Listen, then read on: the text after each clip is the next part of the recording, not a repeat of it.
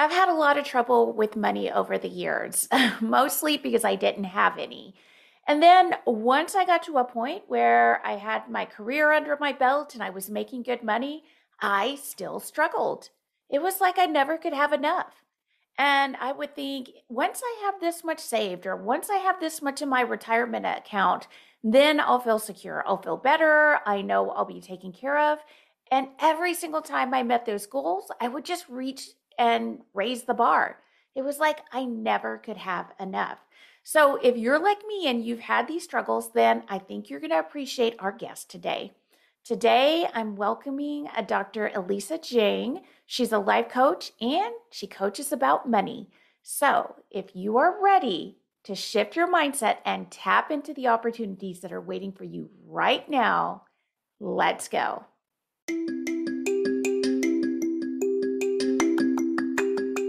Welcome to the Creating Clarity podcast, where we talk all about clearing the fog, shifting our focus, and uncovering the opportunities that are hidden right in front of us. I'm your host, Dr. Liz Aguirre. Before I begin, I must emphasize that this work is separate from my professional medical work and does not represent medical advice or opinions of any specific organization. Hi, and welcome back to the Creating Clarity podcast. Today, I am super excited because I have a very special guest. Today, Dr. Elizabeth Chiang, also known as Elisa, is going to be joining us. Elisa is an ophthalmologist and oculoplastic surgeon, and more importantly, for me and my audience, she is also a life coach. So, hi, Elisa. Thanks for joining us today. Hi, Liz. Thanks for having me. Okay, here's why I am super excited about having Elisa on. I hired Elisa because I had some major mindset issues with money. I had a scarcity mindset because I actually grew up in poverty, and a lot of you know that. But this led to a lifelong problem with how I thought about money. So, a lot of people I know struggle because it does not matter how much money you get. If your mindset isn't right, it's never enough. So that is where Elisa has really helped me out. So we are going to get started. If you are ready to shift your mindset and tap into the opportunities that you have waiting for you right now, Elisa is going to help you get started. So, Elisa, before we get started, I would like to ask you, a lot of people think that if they had more money, then they would be happier. Now, what do you say to that? So it depends on where you are in life. If you're making $20,000 or $30,000 a year, then you probably don't actually have enough even for your basic standard of living, depending on your situation. And so in those cases, more money can potentially bring more happiness, because lack of money can certainly cause some unhappiness. But there's actually been a lot of studies done specifically on this. The most recent one in 2018 actually looked at life satisfaction with income worldwide. And in North America, a single individual making $105,000 a year is actually at the point of, quote, like maximum life satisfaction, where more money doesn't actually bring more life satisfaction. Okay, so I've heard some of these studies, and they're basically saying once you have your essential needs met, sometimes a little more, you can get more and more and more money, but you're not going to be any happier. Is that the translation that you got out of it? Yeah, and we all know millionaires and billionaires who are unhappy. I mean, there have been, multimillionaires who've taken their own life because of being unhappy.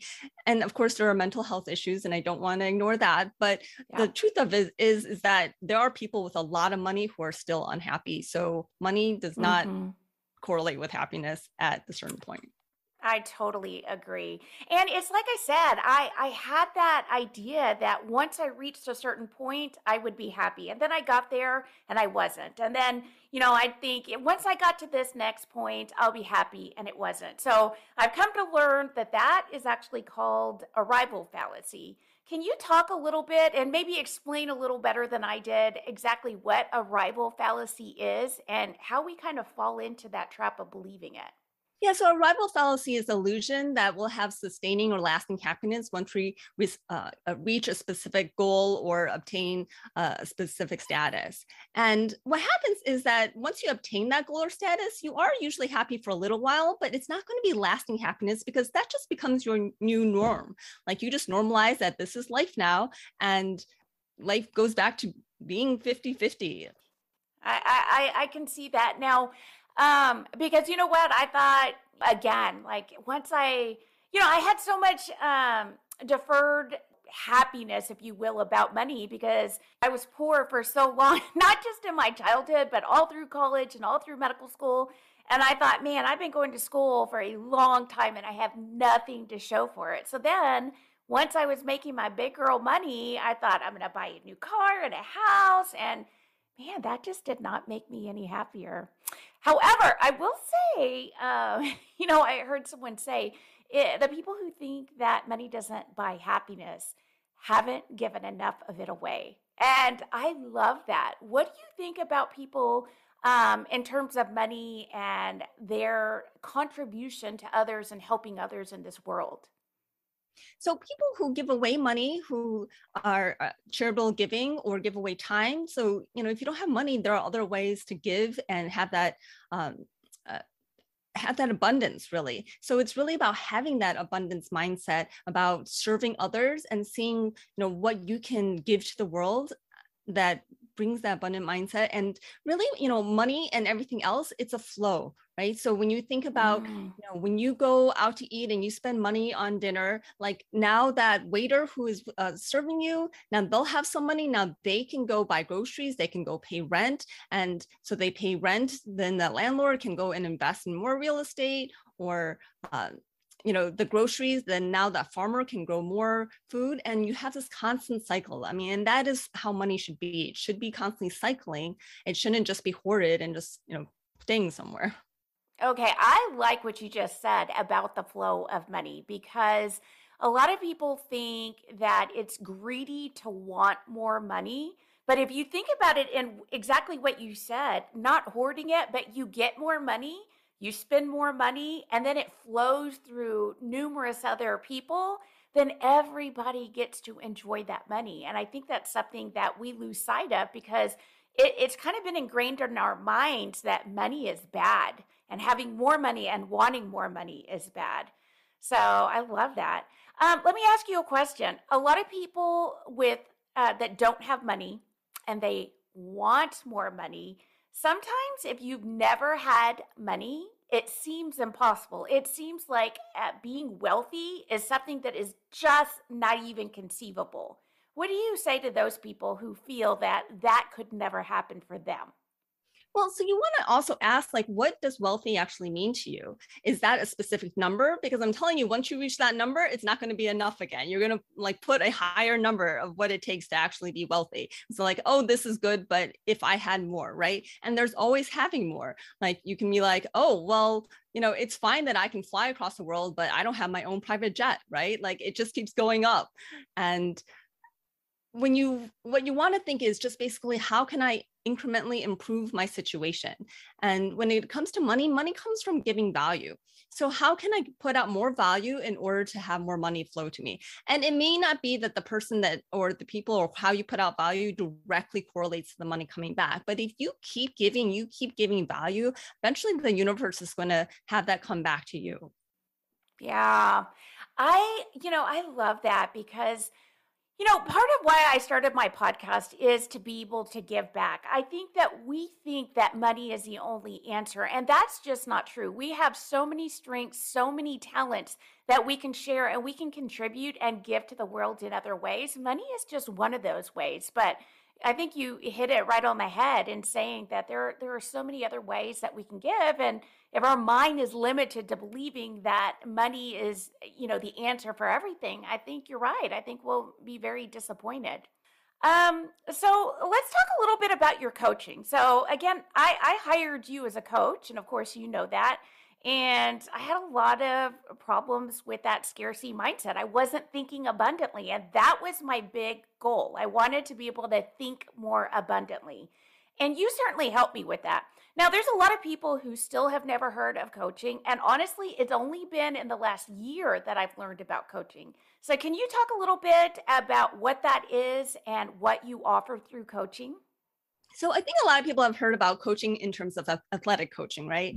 And Yep. and so when you think about the top athletes, they all have coaches, and even your child in little league probably has a coach, and that coach is to help that athlete get to be as good as improve their skills, right? So with life coaching, it's really to improve your thinking, because what you're thinking creates all the results in your life. So it's all about mindset and looking at your thoughts. If you're thinking thoughts of scarcity, then you are going to be acting out of that scarcity. If you can transfer your thoughts to thoughts about abundance, then you're going to have much more ability to actually create abundance. And a lot of times there are a lot of things that we think that is just, we think it's fact, but really it's just what we're thinking about the situation. So you can take somebody else and the exact same situation and they have a totally different thought, and that totally different thought can create a whole new reality to them, right?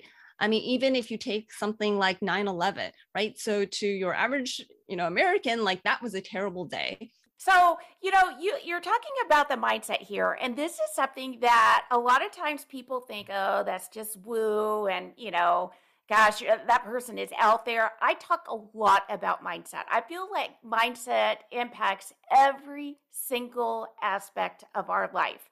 And that's why it's so important because, as you said, I mean, just a shift in our mind. And that's why my tagline is to, shift our mindset and tap into the opportunities that are waiting right now because literally they're often right in front of us and we are just not seeing them. So, an example is why I came to you. I was really struggling with feeling like, a scarcity around money. And one of the things I talked to you about, which seems so silly to most people, is wanting a new bed. I had this same bed for 16 years and I would not allow myself to buy a new bed. And I just couldn't see, like, I couldn't see to allow myself. It was just like not even permissible. And you shifted my mindset, I mean, so quickly because you kind of pointed out like how I was dwelling and spending so much energy thinking about it when I really just needed to go buy it. I had the money. So how would you suggest people? I know coaching is one tool, but what are things that they can do to work on their mindset around money? So one thing is to actually sit down and think about how you think about money. What were you taught about money? What did your parents say about money? What are the things that, when you were a child, what you heard about money and how that's affecting how you think about money now? How did you think about money when you first started working? Was it easy money to you when you first started working? You thought, oh, like I only had to do this to get this much money? Or was it hard? It was like, oh my God, I worked so hard just to get these few dollars. Like all those things that are, there's a lot of things are now in your subconscious. If you can try to bring it to your conscious and recognize that that can be the start for change. So just actually sitting down and journaling kind of all your thoughts about money from the past, present, and then what you want out of the future. And some of those past thoughts that are in our subconscious, we're not even aware that they're there until we start writing about them and bringing them out. And one of the things that I'd like to offer is anytime we have these limiting beliefs or these thoughts that we're writing out and we see that those are holding us back, just being open to the possibility. What if the opposite were true? And I find that helpful as well. Okay, let me ask you another question. You talked about the flow of money, and money is meant to exchange hands, and it's basically a flow of energy. So, does that mean that we should be spending all our money, or how should we think about it in terms of spending, saving, investing, donating? Like, it's kind of overwhelming when you think, man, I need to do all the things. So, how do you find that balance? So, when you're investing money, you're still having that money be in the cycle, right? You are spending money on something as an investment and allowing that money to grow. You do want to save some money to have for a rainy day. And that's not necessarily hoarding, that's just having some security and some backup. For most people, you want to have 3 to 6 months of emergency funds saved. Depending on your situation, you may want to have up to a year. In terms of investing, if you're investing for retirement or financial freedom, financial independence, it's going to depend on where you are in your life. If you're early in your life, 10 to 15% may be enough. If you're midlife, probably more like 20%. If you're later in life and you haven't been doing a lot of it, you may be looking at 30%. And I'm talking about percentage of your gross income. If you have other savings goals in terms of sending your kids to college, like that's going to change depending on the timeline and how many children you have. And unfortunately, college has become atrociously expensive. You brought up college, and let's go there because there's a lot of people who had significant student debt, like myself. And, we have that in mind for our kids. But the reality is, we have longer life expectancies. We have to plan for that. So, a lot of people, I think, have guilt over not being able to provide that. And sometimes they're just kind of burning themselves out trying to work extra hard because they want to save for their kids and they're trying to save for their future. And, I don't know. I don't know exactly where I'm going for this question, but I want to try to get to an understanding or being able to give advice for those who are maybe putting too much effort into trying to save for their kids. And it's sometimes at the expense of their own happiness and well-being. What can you offer to help in that situation? I mean, I think you can look at it in multiple ways. One, what are the things that you want to teach your kids? What kind of values do you want to teach your kids? Oh, so good. So And good. and so, it may not be going to the most expensive education, right? It may be, some states have great state schools where you can get a great education at a much reduced price. And especially if you've got a kid who's thinking about going to professional school, so there's going to be more education money, then maybe not spending to go to, a more expensive undergrad would be, a prudent decision. Also, you want to think about all the different opportunities of why going to college. So yes, most parents want their kids to go to college, but what are they going to college to learn? It's not just kind of 4 years of fun and partying, right? And I'm maybe a little biased in this. My father was very much like, you're going to college in order to have a career. So all three of us kids have engineering degrees. Oh, wow. Okay. But I mean, Yeah. case point, I have a friend from high school and she majored in French literature. And then she graduated from Northwestern with, I mean, I don't know her loan situation, but, there was this realization oh, I don't really want to be a professor. I don't really know what I'm doing with this degree. And so she ended up, I think, doing a biology master's, but, doing a lot more education and finally figuring out what she wants to do. But, just actually look at what is the purpose of college? And if a kid doesn't know what they want to do in college, there's nothing wrong with taking a gap year and trying to actually figure that out. I think that is so important because, it becomes one of those things. What are you going after? You're spending all of this money and you're going after something and you don't even know what that something is. So I think that is incredibly important and such a good thing to offer people who haven't maybe thought about that. Taking the time and space to figure out what it is that you want. And even financially speaking, what is it that you really want? If you had all of this money, what would you do with it? And then, sometimes people say something simple like buy a new bed. And then you're like, oh, well, you could do that right now. You don't need all that money, right? Right. Okay. And also just to also say that, plumbers make really great money and they don't have college degrees, right? I mean, they have additional education, but you really want to think what is the purpose of what you're doing? And is it just, for some kind of prestige, or is it really to kind of move forward? I think that is really good too, because, recently I verbalized this out loud and people are like, what? And what I verbalized was, you know what? I would not be disappointed if my kids chose not to go to college. And the reason is because I don't want them to do something just to please me. I want them to do something because they're pursuing something that they want, that they're passionate about. And a lot of times what happens is kind of exactly what you were saying. They go down this pathway, they just pick something they spend all this time, money, energy, and effort only to discover, yeah, I don't want to do that. And you actually don't know this, but my husband did that. He went to Texas A&M to get an engineering degree, and his very last semester, about 2 months before graduation, he dropped out and said, I don't want to do that. I'm not going to do it. And then he switched altogether. So, yeah. Well, Elisa, thank you so much for joining us today. I am going to put all your information in the show notes, your website and your social links, but is there any coaching programs or anything that you're offering right now that you're interested in sharing? So I do one-on-one coaching with clients. So I work a lot with clients on money mindset, but also some on their actual financial situation. So by being one-on-one, it can be completely private. We can actually talk specific numbers, and that's how I work with clients currently. Since you're listening to this podcast, you can jump over to your podcast app and download my podcast, Grow Your Wealthy Mindset, and get more information that way. Or visit my website, growyourwealthymindset.com, if you want to connect. Yeah, okay, awesome. Thanks so much, Lisa. And I'll say this, guys.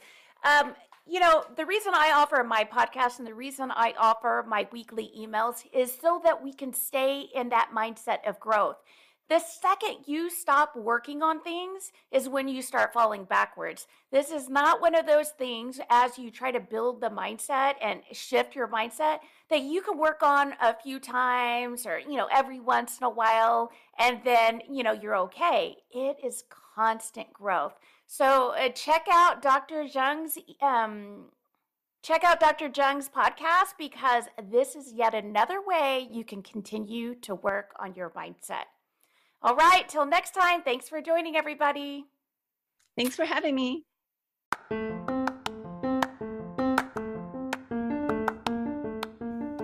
Thanks for listening. Make sure you hit subscribe so that you won't miss the next episode. And if you like this episode, please share it with a friend and give me a 5-star review so that I can reach more people. I'll see you next week.